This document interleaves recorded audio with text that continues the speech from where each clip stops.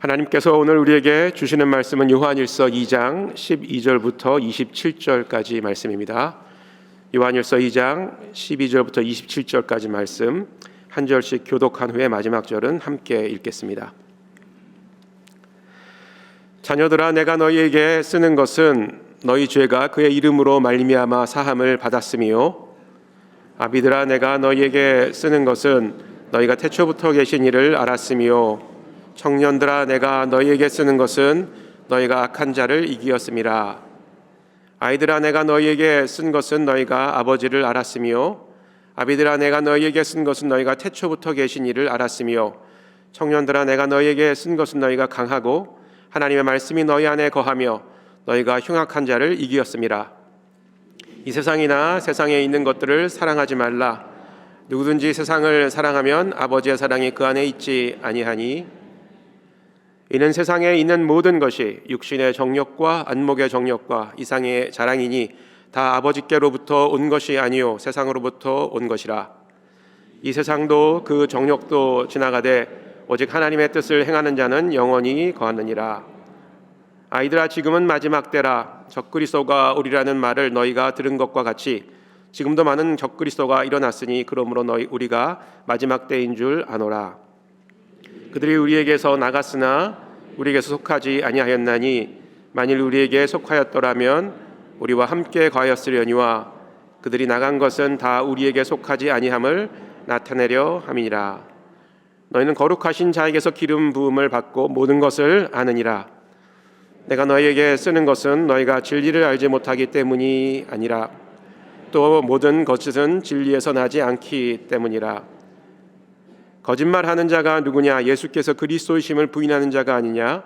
아버지와 아들을 부인하는 자는 그가 적그리스도시니, 아들을 부인하는 자에게는 또한 아버지가 없으되 아들을 시인하는 자에게는 아버지도 있느니라. 너희는 처음부터 들은 것을 너희 안에 거하게 하라. 처음부터 들은 것이 너희 안에 거하면 너희가 아들과 아버지 안에 거하리라. 그가 우리에게 약속하신 것은 이것이니 곧 영원한 생명이라. 너희를 미혹하는 자들에 관하여 내가 이것을 너희에게 썼노라. 너희는 주께 받은 바 기름 부음이 너희 안에 거하나니 아무도 너희를 가르칠 필요가 없고, 또 그의 기름 부음이 모든 것을 너희에게 가르치며 또 참되고 거짓이 없으니 너희를 가르치신 그대로 주 안에 거하라. 아멘. 우리 이 시간 새벽이긴 하지만 앞뒤 좌우분들과 한번 반갑게 인사했으면 좋겠습니다. 우리 해피 뉴 이어 한 번만 더 인사할까요? 해피 뉴 이어. 감사합니다. 오늘 저희들에게 오늘 하나님께서 주신 말씀, 이 말씀은 어쩌면 이 세대를 살아가는 모든 성도들에게, 그리스도인들에게 반드시 기억하고 또 우리 삶에서 실천해야 될 말씀이다라는 확신이 듭니다.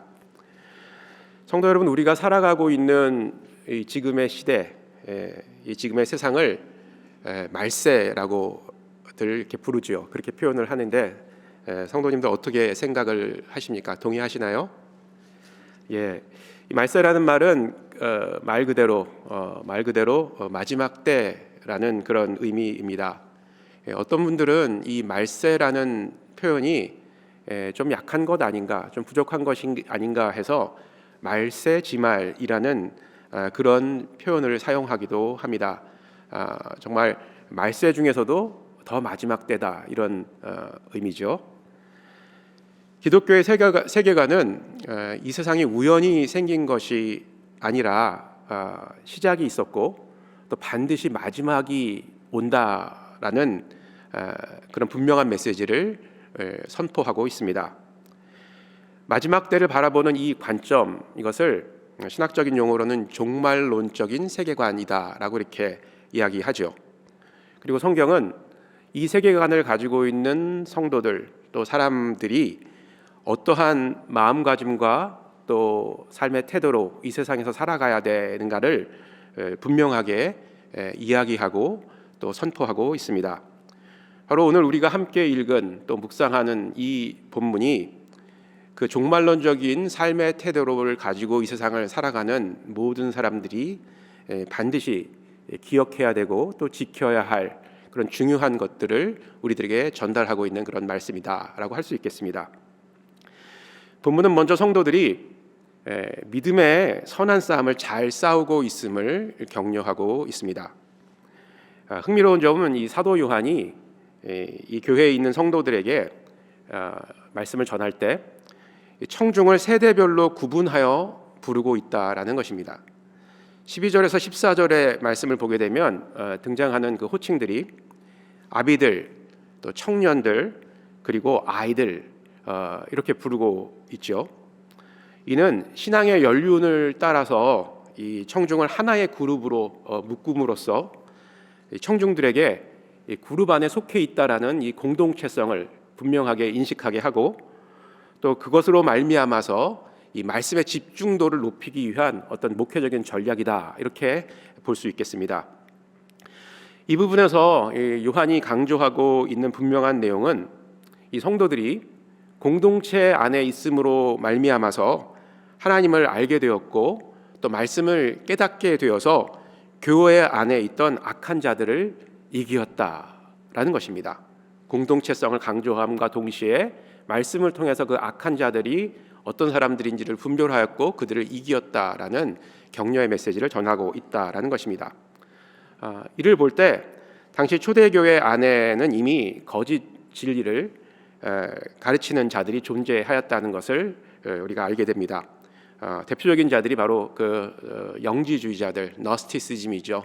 영은 거룩한 것이고 육체는 더럽고 소멸할 것이기 때문에 이 세상에서 살면서 육체로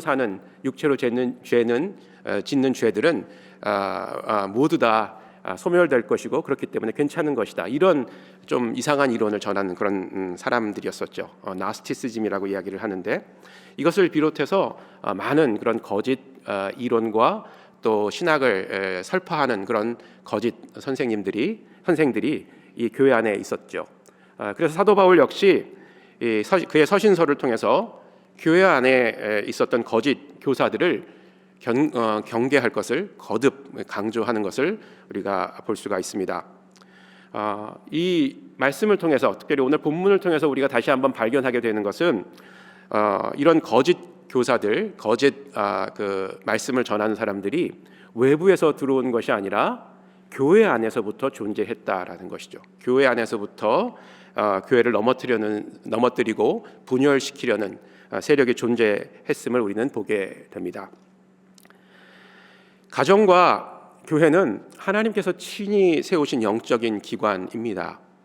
그래서 사단은 이 교회와 가정을 넘어뜨리려고 부단히 노력하고 있습니다.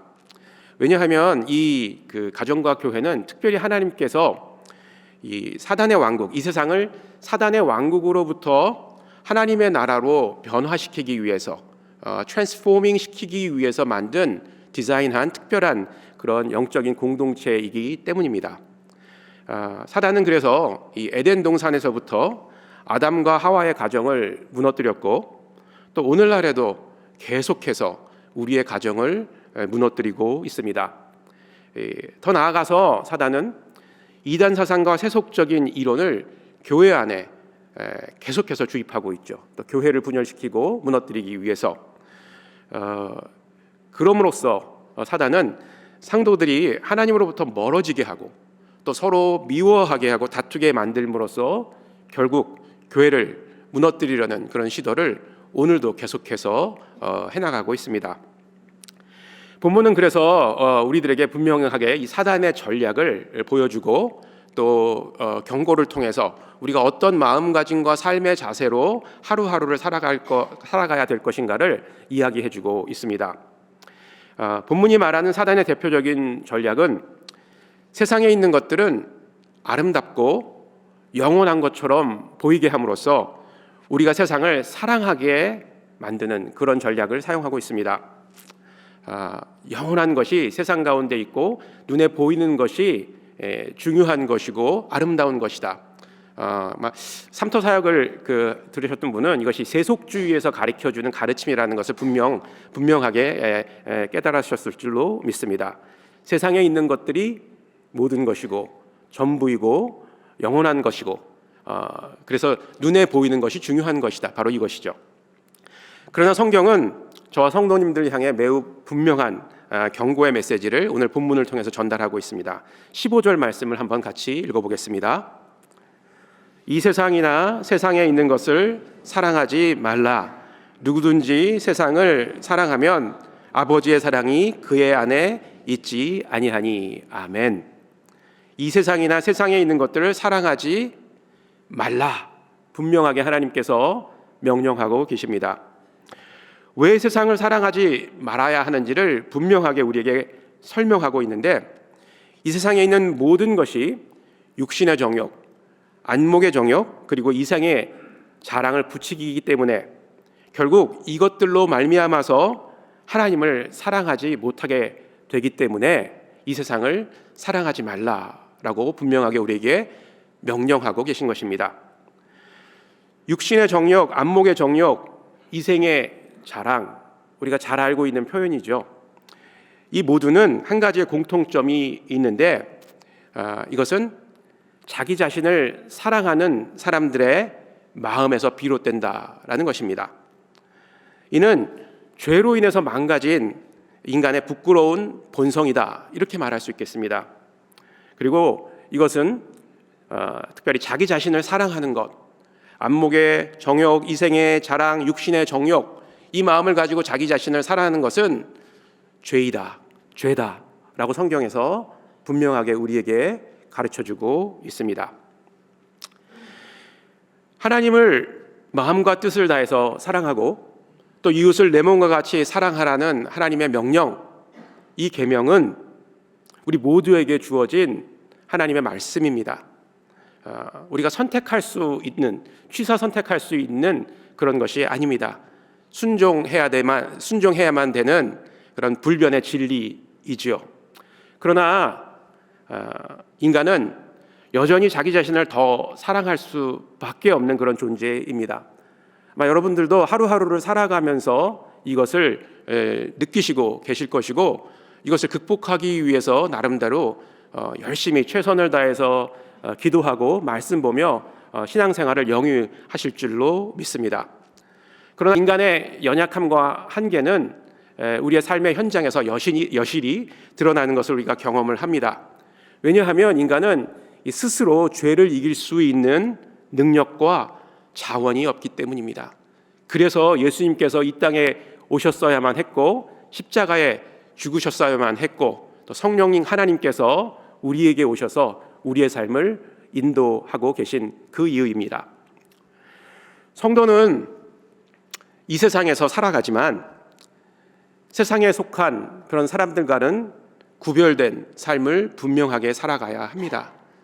그래야만 이 세상에서 빛과 소금의 역할을 감당할 수 있고, 이 세상을 사단의 세력으로부터 하나님으로, 하나님의 나라로 트랜스포밍 할 수 있는 그런 역할을 감당하게 됩니다. 그러기 위해서 우리가 반드시 기억해야 될 진리, 그것이 바로 오늘 본문에 나와 있는 것입니다. 이 세상에는 영원한 것이 하나도 없다. 그리고 이 세상을 사랑하지 말아야 된다라는 것입니다. 17절 말씀도 한번 같이 읽어보면 좋겠습니다.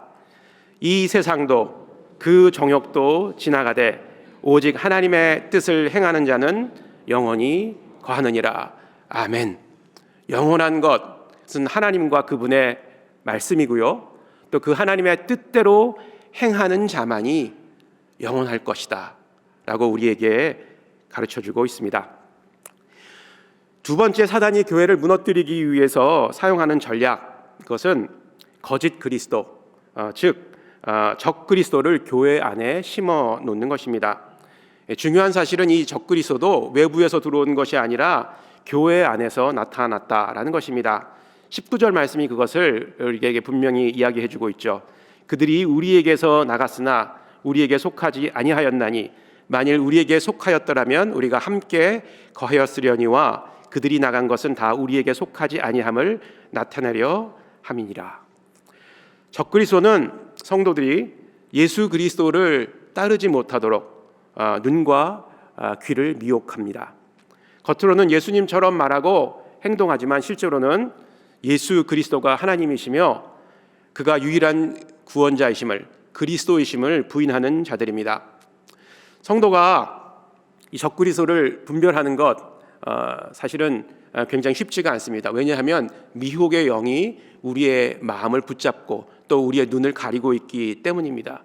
그래서 우리는 더욱더 말씀 안에 거해야 되고 또 공동체 안에서 주의 말씀을 우리 마음밭에 굳건하게 심어야 되는 이유가 여기 있습니다. 24절 말씀에 보게 되면 그런 말씀이 우리에게 주어지죠. 너희는 처음부터 들은 것을 너희 안에 거하게 하라. 처음부터 들은 것이 너희 안에 거하면 너희가 아버지와 아들과 아버지 안에 거하리라. 너희가 처음부터 들은 것을 너희에게 거하게 하라 라고 이야기합니다. 처음부터 들은 것이 무엇일까요? 그것은 교회가 사도들로부터 전해받은 복음의 진리입니다. 옳은 길 따르라, 의의 길, 그렇죠? 복음의 진리를 따르라는 그런 권면의 그런 가사였죠. 예수 그리스도께서 하나님의 아들이시며 그의 죽음이 우리의 죄를 대속하셨고 또 우리가 그를 믿음으로 죄사함, 의롭다 하심과 영생을 얻어 하나님의 자녀가 된다는 그런 복음의 진리, 이것이 처음부터 우리에게 주어진 하나님의 진리라는 것이죠. 사도 요한은 이 복음을 너희 안에 거하게 하라 라고 권면합니다. 너희 안에 거하게 하라. 이것은 단순히 이 복음을 아는 것을 뛰어넘어서 그 복음을 믿고 또 지키며 그 진리의 말씀대로 하루하루를 살아간다는 그런 의미입니다. 말씀대로 그 말씀을 듣고 또 실천하며 순종하며 살아가는 삶, 그것이 그 진리의 말씀이 우리 안에 거하는 삶이다라는 것입니다. 말씀을 정리하겠습니다. 2026년 새해가 밝았습니다. 새해를 시작하며 성도님들은 어떠한 마음의 다짐과 소망을 가지고 계십니까? 우리가 가지고 있는 그런 마음의 소망과 결단, 이것은 좋은 것입니다. 그런데 더 중요한 것은, 더 좋은 것은 이 소망과 결단이 나를 이롭게 하고 또 나를 높이는 데 사용되어서는 안 될 것입니다. 우리의 소망과 마음의 결단은 내 안에 계신 영원하신 왕 예수 그리스도를 높이고 또 그를 존귀하게 여기며 우리가 속한 공동체, 영적인 공동체인 교회를 세워가는데 초점이 맞추어져야 될 것입니다. 너희는 먼저 그의 나라와 그의 의를 구하라. 그리하면 이 모든 것을 너희에게 더하시리라. 이 말씀이 여러분들의 소망과 또 여러분들의 마음가짐을 지탱해 주는 말씀이 되기를 주의 이름으로 소망합니다. 이 세상에 그 어떤 것도 영원하지 않습니다. 시간의 흐름을 거스릴 수 있는 단 하나, 그것은 복음의 진리, 하나님의 말씀뿐입니다. 이 말세 지말의 시대를 살아가는 우리들이 해야 할 것은 이 하나님의 말씀을 더욱더 사랑하고 그 말씀에 더 깊이 우리 신앙과 삶의 뿌리를 받고 또 영적인 공동체인 교회 안에서 서로를 사랑하고 세워감으로써 하나님의 나라를 위해 또 하나님의 나라가 이 땅에 이루어지는 것을 우리가 믿음으로 선포하며 하루하루를 살아가는 것, 그것이 우리의 새해 소망과 또 마음가짐이 되어야 될 것입니다. 이런 마음가짐과 소망을 가지는 우리 뉴저지 초대교회 성도님들 되시기를 다시 한번 주님의 이름으로 축원합니다.